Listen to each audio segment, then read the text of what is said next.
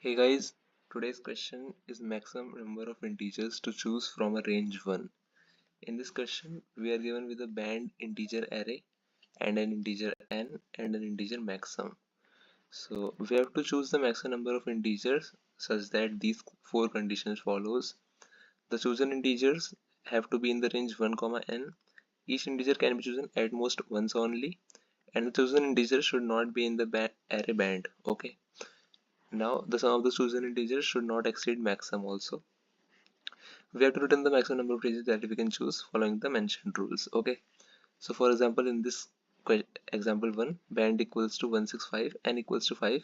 So we have to choose the maximum number of integers from range 1, 5 such that they do not exceed the value maximum, and also there should not be any element that we have chosen is from the band array.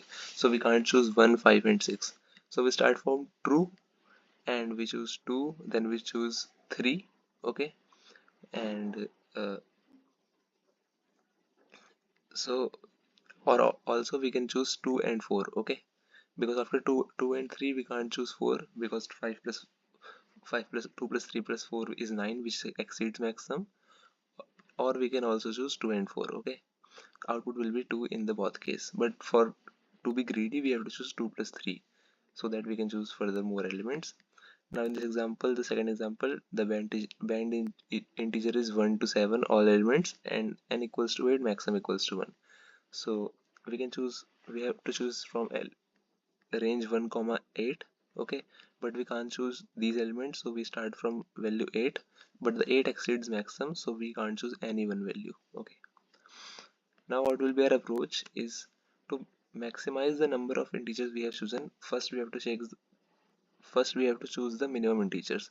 So we'll start a loop from I equals to 1 to n. Okay, and we'll add the sum in a variable, and whenever the sum exceeds the maximum, then we have to return the count, how many elements we have chosen. We will take another counter count that will store how many elements that we have chosen, and also the other rule, which is we can't choose the elements from band array. Okay, so we can there are multiple ways to check that the current element, which will be I, is in the band array or not. First we can sort the band array and use binary search. Also we are going from only 1 to n, so we can sort the band array and choose a iterable I at the starting, and whenever we found the current element is equal to the element band array, we move the both pointers forward. And the simplest and the most optimized way is to use a set or an ordered map and store every element in the set.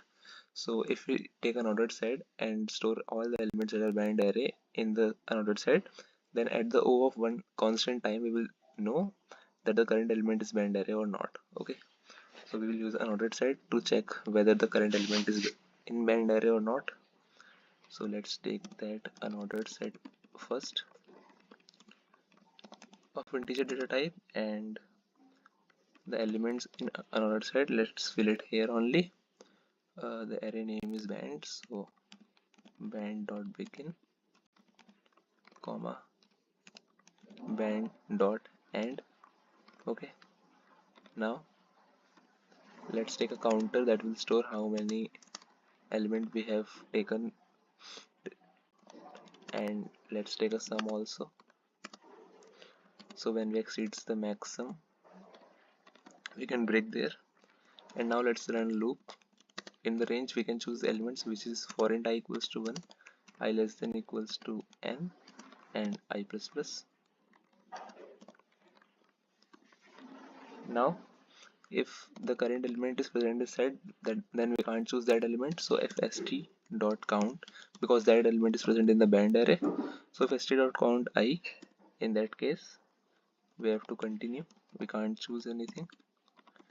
And in the else case we will check if the sum plus the current element, okay, if the current sum plus the current element is greater than the maximum, in that case we will break, otherwise we will simply add the I value to sum and also increment the counter by adding a value. Okay, so if sum plus I is greater than the maximum, the given maximum. Then we have to simply break. Okay, and the else case, if we don't break, simply sum plus equals to I, increment the sum by I, and also increment the counter. That's the number of values that we have taken so far. And finally, after this for loop execution, we can return count. That will tell how many numbers we have taken in that range. Okay, now let's run this. Let's submit this.